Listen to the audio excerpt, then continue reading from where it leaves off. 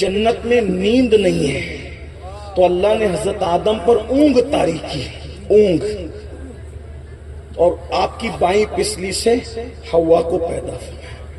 اب ایک بات، اگر آپ بور نہیں ہو رہے ہیں تو میں آپ کو بات سمجھاؤں اور آپ لوگ سنیں گے بھی اس کو، اگر نہیں تھکے ہیں نہیں بور ہو رہے تو اللہ ہر کام میں دائیں کو پسند کرتا ہے، سیدھے۔ مسجد میں پہلے سیدھی صف، کھانا سیدھے ہاتھ سے، چلو سیدھی طرف، سب سیدھا سیدھا سیدھا، لیکن عورت کو پیدا کیا تو سیدھے سے نہیں بلکہ بائیں طرف سے، جس کو ہم عرف عام میں الٹا کہتے ہیں، ہے نا؟ کیوں؟ بہنوں کی بھی توجہ، اس کی وجہ کیونکہ الٹی طرف دل ہے، اور پھر عورت کو پیدا کیا تو کھوپڑی سے نہیں پیدا کیا، اور تلوے کی ہڈی سے نہیں پیدا کیا، بازو کی ہڈی سے نہیں پیدا کیا، پورے جسم میں سب سے کمزور ہڈی اگر کوئی ہے تو وہ پسلی کی ہڈی ہے۔ اللہ نے سب سے کمزور ہڈی سے عورت کو پیدا کیا، لیکن یہ کمزور ضرور ہے پسلی کی ہڈی، مگر یہ جو کام کرتی ہے کوئی نہیں کرتا۔ کیوں؟ اس لیے کہ انسان کی زندگی کا ڈیپینڈ دل پر ہے، اور دل کی جو حفاظت کرتا ہے اس کو پسلی کہتے ہیں، یعنی ہے سب سے کمزور لیکن کام سب سے بڑا کر رہی ہے۔ اشارہ مل رہا ہے عورت سب سے کمزور ہوگی لیکن سب سے بڑا کام کرے گی۔ وہ کیسے؟ اگر کربلا کا انقلاب نظر آ رہا ہے، مرد نے کیا، مگر اس انقلابی کی تربیت جس نے کی ہے اسے عورت کہتے ہیں۔ 90 لاکھ کو کلمہ مرد نے پڑھایا، اس کو جس نے دودھ پلایا اسے عورت کہتے ہیں۔ اسی طریقے سے اللہ اکبر، سید المعصومین نے پوری دنیا میں انقلاب پیدا کیا، لیکن وہ کسی کے کوکھ سے جنم لیتا ہے تو اس کو عورت کہتے ہیں۔ فرید الدین نے جو انقلاب پیدا کیا مرد ہے، لیکن اس کی جو پرورش ہوئی ہے کسی عورت کے ہاتھ میں ہوئی ہے۔ بیت المقدس میں مرد نے پرچم لہرایا ہے صلاح الدین کی شکل میں، لیکن وہ بیٹا جہاں سے ملا ہے اسے عورت سے کمزور ہو کر سب سے بڑا کام کرنے والی عورت ہے۔ اور یہ بھی کہہ دوں، کربلا میں مرد تو سب نیند سو گئے تھے شہادت کی، کربلا سے پورے قافلے کی آبرو اور اس کی عظمت، اس کی عزت بچا کر جو صحیح سلامت گھر لائی ہے وہ کوئی مرد نہیں ہے، اسے بھی عورت کہتے ہیں۔ اس خاتون کو سیدہ زینب بنت فاطمہ اور بنت علی ہے۔ امام مرد ہوا ہے لیکن جلتے ہوئے خیمے سے جس نے امامت کو اپنے کاندھوں پہ اٹھایا ہے اس کو عورت کہتے ہیں۔ ہمارے عورت صرف کپڑے اور برتن جھاڑو کرنے والی کا نام نہیں ہے، ہمارے یہاں دوش پر امامت کو اٹھانے والے کو عورت کہتے ہیں۔ ہمارے یہاں کتنا یہ سیدہ زینب ہے، ہمارے یہاں کیا مقام ہے عورت کا۔ اگر الزام لگ جائے تو سورۃ النور نازل ہے، عورت کہتے ہیں۔ اگر اللہ چاہتا تو ذرے ذرے سے طہارت عائشہ بیان ہو جاتی، لیکن اللہ کو منظور نہ ہوا، کیونکہ ذرے بیان کرتے تو یہ ذروں کی زبان تھی، لیکن قدرت نے ان کو ان کے ذریعے سے سیرت باقی عائشہ بیان نہیں کروائی، کیونکہ محبوب کے حرم کا معاملہ تھا۔ قدرت کی کہ کلام نے خود ان کی طہارت بیان کی۔ کیوں؟ ذرے بیان کرتے تو معجزہ ہوتا، لیکن قرآن بیان کر رہا ہے تو ماننے والے بھی اور نہ ماننے والے بھی تراویح میں جب تک کہ عائشہ کی طہارت نہ پڑھیں گے اس وقت تک ختم قرآن کی سعادت حاصل ہے۔ شمادل مشکات تن سینہ زجاجہ نور کا، تیری صورت کے لیے آیا ہے سورہ نور۔ قرآن مرد پہ نازل ہوتا ہے لیکن جس کے بستر پہ آتا ہے اسے عورت۔ ہمارے عورت کا مرتبہ یہ ہے، پیر پھسل جائے عورت کا، پیر پھسل جائے عورت کا عرش سے سلام آتا ہے، اس خاتون کو دنیا خدیجۃ الکبریٰ کہتے ہیں۔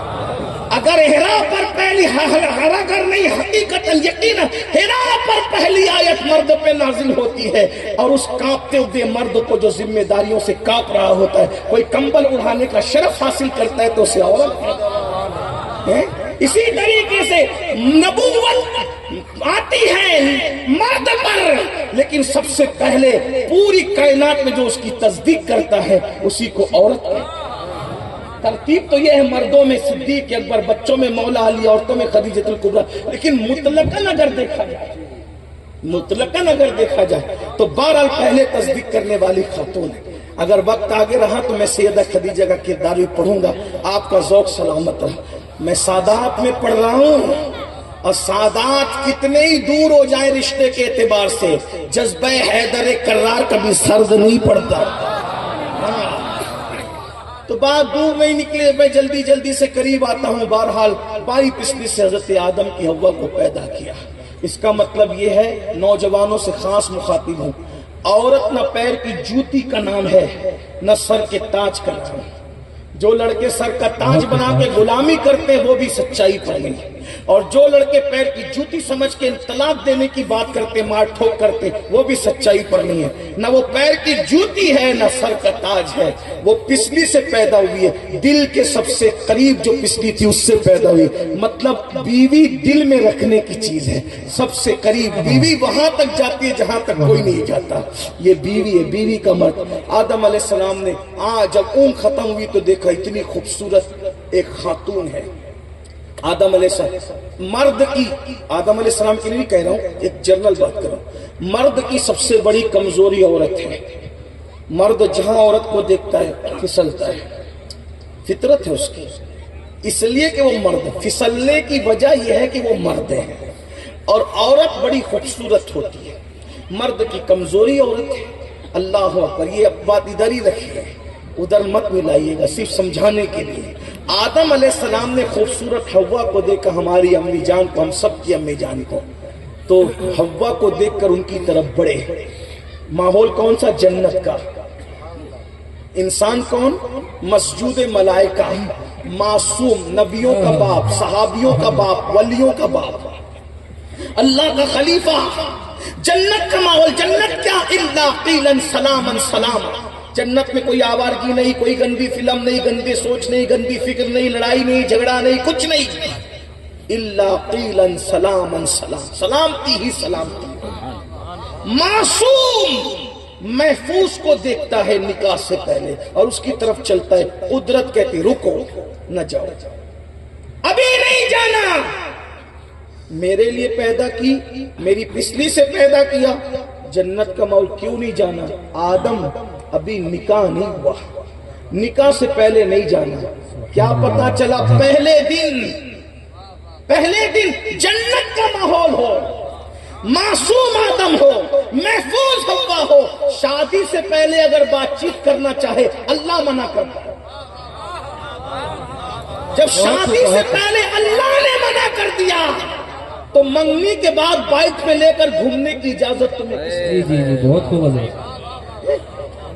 جنت کے ماحول میں معصوم کو محفوظ سے منع کیا، اور یہاں فاسق فاجر گنہگار جنہیں نہ غسل یاد ہے نہ وضو یاد ہے، اپنی بیٹی کے ہاتھ میں فون تھما کر کہتے ہیں اپنے منگیتر سے بات کر، تیرا ہی تو منگیتر ہے، کل ہی تو تیرا ہونا ہے۔ ارے کل ہی تیرا ہونا ہے، لیکن حضرت آدم سے کیا سبق ملا؟ یہ واقعات کس سے کہانی کے لیے؟ منگنی فیل ہو رہی ہے، ہنسنے کی بات نہیں، کسی کے دل کا درد ہے۔ منگنیاں پھیل ہو رہی ہے، 1-2 سال منگنی رکتی ہے، پھر منگنی ٹوٹ جاتی ہے۔ وجہ اس نے کہ منگنی کے بعد وہ سب کچھ ہو گیا جو شادی کے بعد ہوتا ہے۔ پھر لڑکا کہتا ہے مجھے وہ پسند نہیں، سب تو اس کا لوٹ لیا، اس کا پورا شباب چوس لیا، پسند نہیں ہے تو اب اس کو کون کرے گا؟ جو اپنے منگیتر کے ساتھ بائک پہ گھوم چکی، پورا محلہ دیکھ چکا، جہان دیکھ چکا، اب منگنی ٹوٹنے کے بعد اس کو کون کرے گا؟ یہ تباہیاں ہو رہی ہے۔ جب اسلام کی تعلیم کو پیٹ کے پیچھے ڈالو گے تب تباہی آئے گی۔ شریف گھرانوں کی بیٹیاں منگنی کے بعد بات نہیں کرتی۔ ہم نے تو اپنے بچپن میں دیکھا کہ اگر بازو کی گلی میں رشتہ طے ہوا، منگنی ہو گئی، گلی چھوڑ دی، ہم نے اپنے بچپن میں دیکھا۔ لیکن آج تو عجیب لڑکوں کا لڑکیوں کا حال ہے، اور بھابیاں ٹرین کر رہی ہے، بڑی بہنیں ٹرین کر رہی ہے۔ معاف کرنا اگر میں غلط نہیں کر رہا ہوں، ہم فیلڈ کے لوگ ہیں، فیلڈ کی بات کرتے ہیں۔ ہم یہ نہیں کہ بھئی لوہے محفوظ کی بات کریں۔ ہمارے ایک بزرگ کہتے ہیں پیر کا تلوا نہیں دکھتا، لوہے محفوظ کی بات کرنے چلے تو میں ابھی نیچے کی بات کر رہا ہوں، ہمارے گراؤنڈ لیول کی بات کر رہا ہوں، گراؤنڈ ریئلٹی آپ کے سامنے حقائق زمین کے پیش کر رہا ہوں۔ توجہ کریں ذرا، یہ جو مائیں بھی کم نصیب مائیں اپنی بیٹیوں کو ٹرین کرتی ہے، آئے نا فون بات کر لے، کیا ہوتا ہے؟ یہ ملا لوگ کو کیا سمجھتا ہے؟ یہ ملا کا تعلق اللہ سے سب سے قریبی ہے، سبحان اس لیے کہ سب نے بندوں کی کتاب پڑھی ہے. جس کو چڑھانے کے لیے ملا کہتے ہو اس نے اللہ کی کتاب پڑھی ہے. سبحان اللہ. آپ کیا سمجھتے ہیں تمہاری نظر کبھی نہیں جا سکتی وہاں تک اللہ کی کتاب پڑھنے والے کی نظر جہاں جاتی ہے. اس لیے میری گزارش ہے اگر اپنی بیٹیوں کو شادی کے بعد سکھی دیکھنا ہے تو منگنی کے بعد منگیتر سے فری مت ہونے دو. ہمارے یہاں شریعت کا حکم ہے. مفتی صاحبان بیٹھے ہوئے، سید صاحب، مفتی صاحب بھی اور بھی دیگر مفتیان کرام علماء موجود ہیں. منگنی ہونے سے لڑکا اس کا شوہر نہیں ہو جاتا، بلکہ منگنی تو دور رہ گئی. ابھی یہ منڈپ لگ گیا، شادی کی تیاری ہو گئی، سب آ گئے. یہ سید صاحب بیٹھے، حافظ صاحب، سید صاحب، ابھی بھی ان کی منگیتر ان کی بیوی نہیں ہوئی. بارات آ گئی، قاضی آ گیا، مٹھائی آ گئی، خطبہ بھی پڑھ لیا گیا، کلمے بھی پڑھا دیے گئے. جب تک ایجاب اور قبول کا مرحلہ نہیں ہوتا دونوں ایک دوسرے کے ساتھ ایسے ہی اجنبی ہے جیسے عام لڑکا لڑکی اجنبی. منڈپ اور کھانے پینے سے کچھ نہیں ہوتا، سہرے سے بھی کچھ نہیں ہوتا، خطبہ بھی پڑھنے کے بعد وہ بیوی نہیں ہوتی جب تک ایجاب و قبول نہ ہو جائے. آپ کیا سمجھ، یہ اسلام کی نزاکتیں ہیں. اور یاد رکھنا شادی سے پہلے کی محبت نہیں، یہ شیطنت ہے. اور شادی کے بعد کی محبت یہ رحمان کی طرف سے نازل کی ہوئی محبت. شیطانی محبت جذباتی ہوتی ہے، بعد میں یہ توڑ دیتی ہے، شکوک و شبہات پیدا کرتی ہے. اور رحمانی محبت جب پیدا ہوتی ہے تو زندگی بھر قائم رہتی ہے. اسی لیے دیکھو جس منگنی کے بعد بات چیت نہیں ہوتی تھی، دادا دادی کو دیکھ لو، بڈھے ہو گئے لیکن ایک دوسرے کے بغیر رہ نہیں پاتے. یہ محبت کس کی ہے؟ دادا دادی. ہم نے دیکھا اپنے ہم تو معاشرے کے لوگ ہیں الحمدللہ، خاندان دادا دادی رکھتے تھے اور بہت عمر بھر تک دیکھا ان کو. بال سفید ہو گئے، ایک دوسرے کا سہارا لے کے چلتے تھے، ساتھ نہیں چھوڑا. ہمارا مذہب بیوی کو چھوڑ کے بھاگنے والا نہیں ہے. ہم وہ لوگ ہیں زندہ رہتی ہے تو رخسار کے تل پر سمرقند اور بخارا جیسے شہر بناتے ہیں، اور مر جاتی ہے تو ان کی محبت میں تاج محل جیسی عمارتیں بناتے ہیں. ہم چھوڑ کے بھاگنے والے لوگ ہیں. یہ ہمارا، یہ صرف ہم ہے، ہم جو پیار کرتے ہیں. ہم ہی لوگوں نے غزلیں لکھی ہے بیویوں پر، ہم ہی میں فرہاد ہوا ہے، ہم ہی میں مجنون ہوا. بہت یہ ہماری اپنی شناخت. لوگ ہمیں سکھائیں گے بیوی سے محبت کرنا. ارے یہ ہمارے ہی نبی ہیں کہ خدیجۃ الکبریٰ کے وصال کے بعد جب بکری ذبح کرتے ہیں تو فرماتے پہلے خدیجہ کی سہیلیوں کے گھر گوشت جائے گا، اس کے بعد ہمارے گھر میں، تاکہ خدیجہ کی روح خوش ہو جائے. ہم بعد موت بھی بیویوں کو یاد رکھتے ہیں. اور وہ لوگ ہمیں محبت کرنا سکھائیں گے جو چھوڑ کر کے گھوم رہے ہیں، جنہوں نے جیتے جی چھوڑ دیا ہے، مرنے کے بعد وفا کرنے والوں کو محبت سکھائے. یہ تو ہم ہی ہے، ہم ہی ہے. تاج محل ہم نے بنایا ہے، سمرقند ہم نے بسایا ہے، بخارا ہم نے بسایا ہے. اور جو کچھ نہیں کر سکا، مجھ جیسا ٹوٹا پھوٹا، تو کم سے کم ایک غزل ہی نظر کر دیتا. پڑھا لکھا اگر ہو تو، غالب جیسے لوگوں نے کہا تھا کل 14ویں کی رات تھی، شب بھر رہا چرچا تیرا، کچھ نے کہا کہ چاند ہے، کچھ نے کہا چہرہ تیرا. ہم سے بھی سب پوچھا کیے، ہم بھی وہاں موجود تھے، ہم سے بھی سب پوچھا کیے، ہم چپ رہے، ہم ہنس دیے، منظور تھا پردہ تیرا. غالب نے یہ کس کے لیے کہا تھا؟ اپنی شریک حیات کے لیے. یہ شادی کی محفل ہے، ہم زندہ دل لوگ ہیں. جو زندہ دل لوگ ہوتے ہیں وہ زندہ دلی کی بات کرتے ہیں. تو ہم بیوی سے جو پیار کرتے کوئی نہیں کر سکتے. لوگ کہتے ہیں یہ 3 طلاق بڑا خطرناک ہے. میں نے کہا چاقو پھل کاٹنے کے لیے دیا تھا، گلا کاٹا تو ہم کیا کریں؟ چاقو پھل کاٹنے کے لیے دیا تھا، گلا کاٹا تو چاقو دینے والے ہیں کچھ. یہ 3 طلاق کا جو قانون آیا ہے وہ عورتوں کے حق میں آیا ہے، لیکن آپ کو ایجوکیشن نہیں ہے نا. پرابلم یہ ہے ہماری قوم نے علم نہیں سیکھا، جہالت کی بادیوں میں بھٹک رہے. جب علم آئے گا تو پتا چلے گا یہ جو آپ کو ہمیں مس گائیڈ یا مس مائنڈ کیا جا رہا ہے علم نہ ہونے کی وجہ سے. مردوں کے حق میں نہیں ہے یہ 3 طلاق کا قانون، مردوں، یہ عورتوں کی حمایت میں آیا ہے. لیکن بیک گراؤنڈ تو پتا ہو. اگر کوئی کہہ دے کہ مفتی صابر صاحب کھڑے ہو کے کھانا کھا رہے تھے یا کھڑے ہو کے پانی پی رہے تھے, بیک گراؤنڈ نہیں پتا, ہو گیا ہنگامہ. اور اگر بیک گراؤنڈ پتا چل جائے تو کہا نہیں مکے کے حرم میں پی رہے تھے.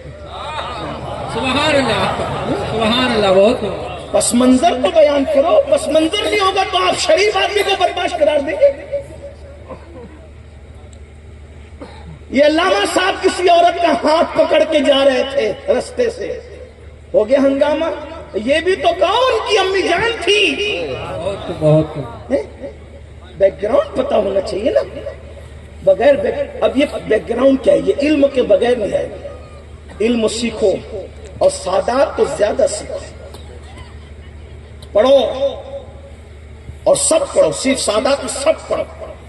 کم سے کم ہر لڑکا, ہمارا خاندان کا ہر فرد کم سے کم گریجویٹ ہونا چاہیے. 10ویں 12ویں پڑھا کر اور صرف گریجویٹ نہیں ہو, بلکہ فرض و علوم جتنا علم سیکھنا ایک مسلمان پہ فرض ہے, اسلامی علوم اس کو آنا چاہیے. طلاق کے مسائل, نکاح کے مسائل, وضو کے مسائل, نماز کے مسائل, قرآن اچھا پڑھتے آنا چاہیے. کسی لباس میں ہو, جینس میں ہو, ٹی شرٹ میں ہو, کھلے سر ہو, جیسا ہو. اگر پکنک پر بھی چلا گیا, نماز کا وقت آیا, تو اتنی صلاحیت ہمارے ہر بچے میں ہونی چاہیے کہ ہر بچہ کھڑے ہو کر امامت کر سکے. جیسا کہ ہم ملک عرب میں دیکھتے ہیں, ان کو ایک عام سا لڑکا ہے لیکن قرآن وہ ہم سے اچھا پڑھتا ہے, کیونکہ وہ محنت کر رہے ہیں. ہمیں بھی کرنا چاہیے. قرآن پڑھو, اچھے سے پڑھو, قرآن پڑھنا سیکھو. ہمیں کچھ بھی نہیں ہے, قرآن پڑھنا سیکھا نہیں. صوفیہ فرماتے جس نے قرآن پڑھنا نہیں سیکھا, جب وہ مرے گا تو قیامت کے دن اندھا اٹھایا جائے گا. قرآن پڑھنا سیکھ لو, اپنے بچوں کو سکھاؤ. لوگ کہتے ہیں مولانا ہم بہت غریب لوگ ہیں. یہ جھوٹ ہے. اللہ نے دیا ہے تو اقرار کرو. کون سے غریب ہوں؟ میں تو کہتا ہوں جتنا سنی مالدار ہے اس سے مالدار تو مجھے کوئی دکھا نہیں. دنیا کی ساری قوم چندی چور میں نے دیکھی, سنی کا دل بڑا دیکھا. جلسہ ہو تو یہ پیسہ خرچہ کرے, پیر کو یہ پھول پہنا ہے, ابا کے ہاتھ یہ چومے, پیر کی قبر پہ چادر یہ چڑھائے, اس کے بعد عاشورہ میں کھچڑا بھی یہی بنائے, 11ویں پہ بریانی بھی. اتنا کون خرچہ کرتا ہے بتا؟ کوئی کرتا ہے؟ یہ سنی کرتے ہیں. شربت بھی یہی پلا. بھائیوں ہم بہت خرچہ کرتے ہیں, لیکن بس اتنا سیکھ لو کہاں زیادہ ضروری ہے. بس اتنا سیکھ لو. خرچہ سب جگہ کر رہے ہو, منع کہیں نہیں کر رہا ہوں, لیکن اتنا سیکھ لو کہاں زیادہ ضروری ہے. حضور علیہ السلام نے ایصال ثواب کا طریقہ کیا بتایا؟ حضرت سعد حاضر ہوئے, میری امی کا انتقال ہو گیا, کائے کا ایصال ثواب کروں؟ حضور نے بولا پانی کا. تو میری قوم پانی لے کے بیٹھ گئی. پانی پلانا بہت ثواب ہے, لیکن اگر اس کو آپ باریک نظر سے دیکھیں, میں سب پانی پلانے کا منکر نہیں ہوں, لیکن باریک نظر سے دیکھیں تو اس وقت مسلمانوں کو پانی کی ضرورت زیادہ تھی. تو حضور نے پانی کا حکم دیا. معاملہ پانی کا نہ تھا, معاملہ مسلمانوں کی ضرورت کا تھا. تو جس وقت پانی کی ضرورت تھی اس وقت پانی کا ایصال ثواب ہوا. اور اب مسلمانوں کو پانی اور کھانے سے زیادہ ضرورت تعلیم کی ہے, اب تعلیم کے ذریعے سے ایصال ثواب. ضرورت ہی اس بات کی ہے نا. بہرحال بات دور سے دور جاتی ہے. میں کیا کہہ رہا تھا, آگے بات کو چلو سمیٹ ہی لوں کہ ٹرپل طلاق کیوں آیا, اس کو ایک نظر میں سمجھا دوں. دیکھیے بہنوں کی خاص توجہ, کیونکہ لوگ ورغلاتے ہیں نا, آپ کو سمجھ میں آئے گی بات. عرب میں دستور یہ تھا کہ لوگ اپنی بیویوں کو 100 طلاق دیتے تھے. اور کیسے دیتے تھے وہ سنیے. طلاق دیتے تھے, طلاق دینے کے بعد پھر جب مدت ختم ہونے والی ہوتی تھی تو رجوع کر لیتے تھے. ٹھیک, ایک بار رجوع کیا, پھر وہ لٹک گئی, پھر طلاق دے دی, پھر لٹکا کے رکھا, پھر مدت ختم ہونے گئی, پھر رجوع کر لیا, پھر طلاق دے دی, لٹکا دیا. یعنی ایسے لٹکا کے اس کو سزا کے طور پہ رکھتے تھے. نہ وہ بیوی بن کے رہ سکتی تھی کہ راحت پائے, نہ طلاق پا کے کسی اور سے نکاح کر سکتی. 3 بار ہوا, 4 بار ہوا, 5 بار ہوا, 6 بار ہوا, 7 بار ہوا, 10 بار, 50 بار, 100 بار, ایسا لٹکا کے اس کی زندگی برباد. طلاق دی, رجوع کیا, طلاق دی, رجوع کیا, لٹکا کے رکھتے تھے. لیکن جب اسلام آیا تو دیکھا کہ عورت پہ ظلم ہو رہا ہے. یہ اتنی مرتبہ رجوع کر کے اس کو لٹکا دیتے تو حکم آ گیا الطلاق مرتان, رجوع کی مدت صرف 2 بار ہے. ایک بار رجوع کرے، 2 بار کرے، تیسری بار رجوع کا تجھے کوئی حق نہیں ہے. تیسری بار طلاق پڑ جائے گی اور تیری اجازت کے بغیر، تیرے چاہے بغیر تیسری بار جب طلاق پڑے گی وہ عدت گزار کر کسی اور کے ساتھ نکاح کر کے سکون کی زندگی. بولیے یہ کس کے حق میں آیا تھا؟ کس کے حق میں آیا تھا؟ عورتوں کے حق میں آیا تھا. لیکن اس کو پلٹ دیا لوگوں نے. ایک اور سن لیجئے، بہت شور ہے، بہت. اسلام 4 بیوی کو حکم دیتا ہے، 4 بیویوں کو حکم دیتا ہے. جھوٹے ہو، کذاب ہو، دجال ہو. اسلام نے کوئی 4 بیوی کا حکم نہیں دیا، کوئی 2 بیوی کا حکم نہیں دیا، کوئی 3 بیوی کا حکم تو صرف 1 بیوی کا ہے بس. کوئی حکم نہیں. کھڑے ہو کر استنجا کرتے ہو اور چلے قرآن پڑھ سمجھانے لوگوں کو. ارے قرآن تو ایسے للو پپوں کے سمجھ میں نہیں آتا. قرآن کی تفسیر کرنے کے لیے کم سے کم 54 علوم میں مہارت رکھنا ضروری ہے. سعودی سے ریٹرن آ کر کوئی قرآن کا ترجمہ کر لے گا؟ ایسا نہیں ہوتا. تو جو سعودی سے ریٹرن آ جائے وہ ترجمہ نہیں کر سکتا، تو جو بیچارے ابھی موجود اور موجود میں فرق نہیں کر پاتے وہ ہمیں قرآن سمجھانے چلے. ہمیں قرآن آپ سمجھاؤ گے؟ ہم آپ کے محتاج. ہمارے پاس 1450 سالہ ذخیرہ. پہلی بات میرے نوجوانوں اور بہنوں سے بھی کہتا ہوں، ہمارے یہاں کوئی 2ری، 3ری، 4تھی بیوی کا حکم نہیں ہے.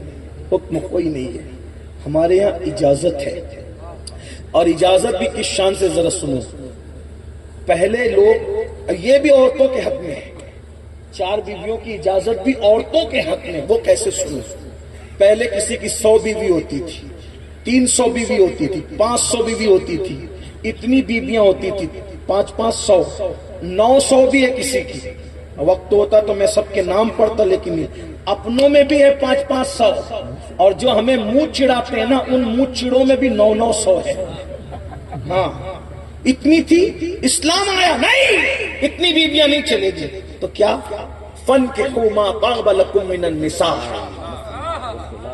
نکاح کرو ان عورتوں سے جو تمہیں پسند آئے. جو پسند آئے سب سے کرے نہیں.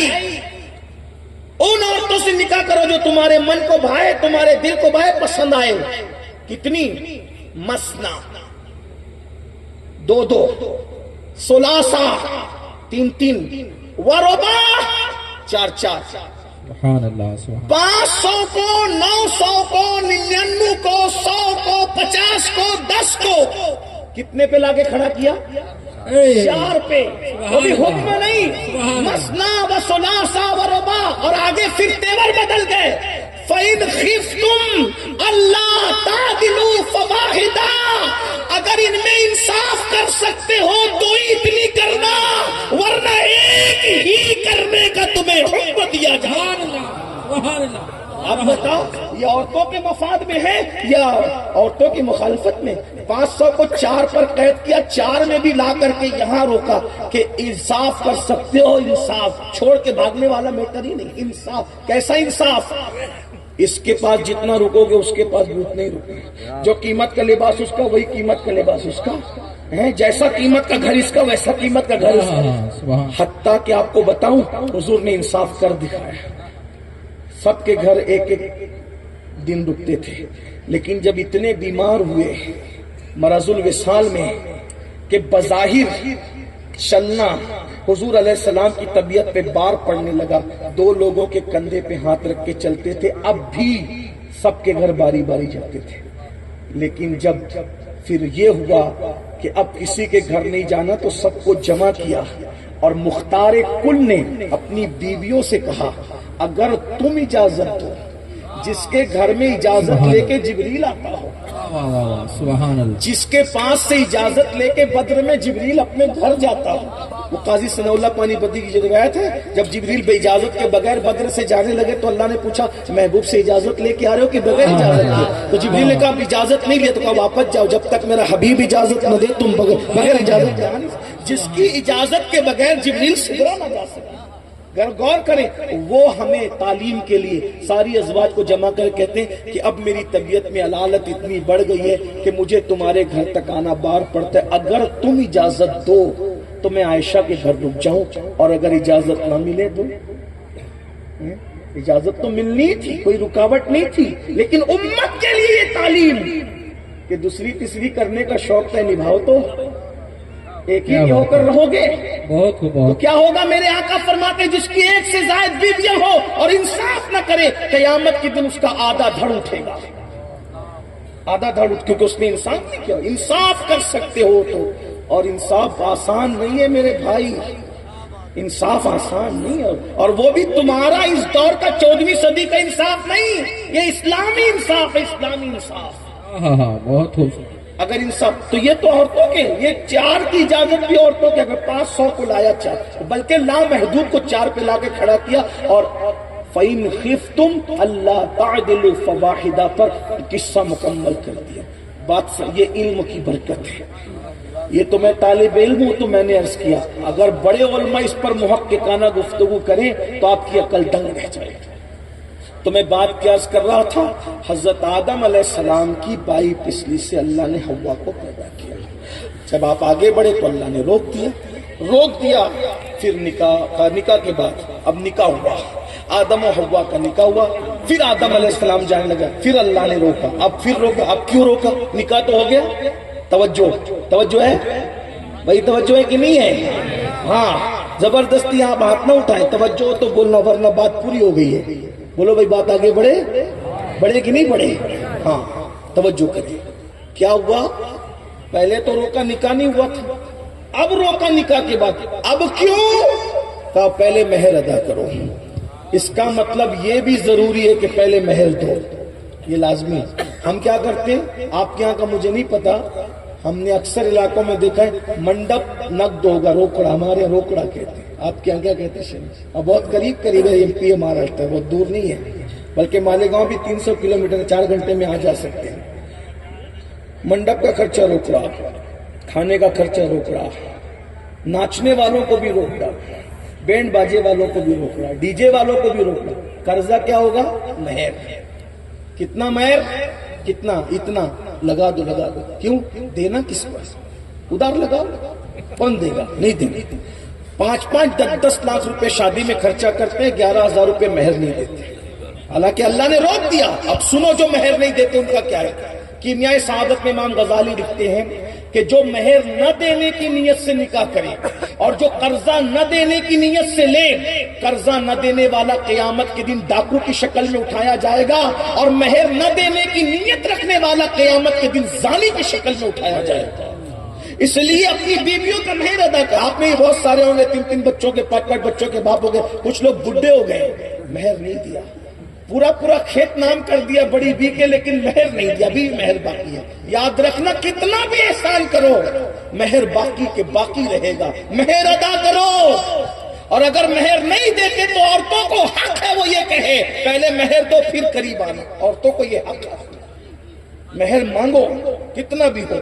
اور لوگ مہر بھی بڑا کم، حضور علیہ السلام نے فرمایا کہ سب سے اچھی شادی وہ ہے جو مہر کم ہو۔ میں نے کہا یہ مہر کم کا مطلب کیا ہے؟ سب 786 میں نہیں نپٹو گے۔ مہر کم کا مطلب یہ ہے سب کی اپنی معاشی پوزیشن پر کم کا اعتبار ہے۔ جو 5 لاکھ روپے میں شادی کر رہے ہیں اس کا بھی 786، اور جو 5 لاکھ صرف ہال کا کرایہ دے رہا ہے اس کا بھی 786، اور جو 5 لاکھ روپیہ نچنیوں پہ اڑا رہا ہے اس کا بھی 786۔ نہیں، آپ کو پتہ ہے حضور علیہ السلام کے سارے مہر کتنے تھے؟ 150 تولہ چاندی۔ مولا علی کا مہر کتنا تھا؟ 150 تولہ، زرا بیچ کر بھی 150 تولہ چاندی کا مہر۔ آج کی تاریخ میں اگر وہ حساب کریں تو 1.5 لاکھ کے اوپر جاتا ہے کم و بیش، اس کو جوڑنا تو پتہ چلے گا۔ لیکن ہمارے یہاں تو 11,000 15,000 بلکہ 786 تو لڑ جھگڑ کے کرایا کہ اس پر نکاح کیسے ہوگا، کیونکہ کم سے کم 10 درہم کی قید کم سے کم لگائی گئی ہے، کم سے کم اتنا ہونا چاہیے، اور زیادہ سے زیادہ کتنا؟ عورتیں جتنا چاہے۔ دور فاروقی میں فاروق اعظم نے کہا کم سے کم اتنا ہوگا اور زیادہ سے زیادہ اتنا ہوگا، کیونکہ عورتیں بہت بڑھ چڑھ کر مہر باندھ رہی ہے۔ تو ایک بوڑھی عورت نے کہا اے عمر، اللہ سے ڈرو، جو کام حضور نے نہیں کیا وہ آپ کیوں کرتے؟ کیونکہ قرآن نے انتارا فرمایا ہے، ان کی مرضی پہ چھوڑ دیا ہے، جن کی مرضی پہ اللہ رسول نے چھوڑا ہے اب آپ ان کو پابند نہیں کر سکتے۔ فاروق اعظم نے فیصلہ واپس لے کے فرمایا تم جیسے لوگ جب تک امت میں موجود رہیں گے باطل کبھی امت میں داخل نہیں ہو سکتا۔ سبحان اللہ، نعرہ تکبیر، ایک عورت کے نعرہ کہنے پر رسالت۔ فاروق اعظم کی یہ شان ہے کہ انہوں نے اپنا فیصلہ واپس لیا۔ یہ ہمارے عورتوں کی عظمت تو، اور ہمارے یہاں تو بیٹی کو خبر بھی نہیں ہوتی، یہ اگاؤں چلنے والے بڑے بوڑھوں کے نام پر یہ سب طے کر لیتے۔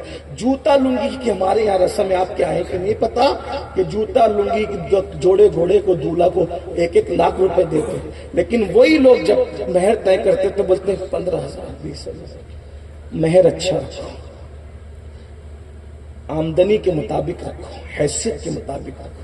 مولا علی نے زرہ بیچ کر کے مہر دیا، پھر بھی 150 تولہ چاندی زرہ بیچ کر دیا، اور نقد ادا کرو۔ میں تو کہتا ہوں اتنا مہر تو دو یار کہ کوئی اچھا سا زیور پہن سکے، اتنا بھی نہیں دیتے۔ چلیں بہرحال اب آدم علیہ السلام کا مہر کیا؟ اس وقت تو سکے درہم و دینار بنے نہیں تھے، تو کیا تھا؟ مختلف اعداد ہیں، میں عدد نہیں بیان کرتا، حکم بیان کرتا ہوں۔ فرمایا میرے محبوب آخری نبی پہ درود پڑھو، وہ مہر تھا۔ اور پھر اس کے بعد حضرت آدم و حوا دنیا میں تشریف لائے۔ تو یہ ہے میاں بیوی کا رشتہ۔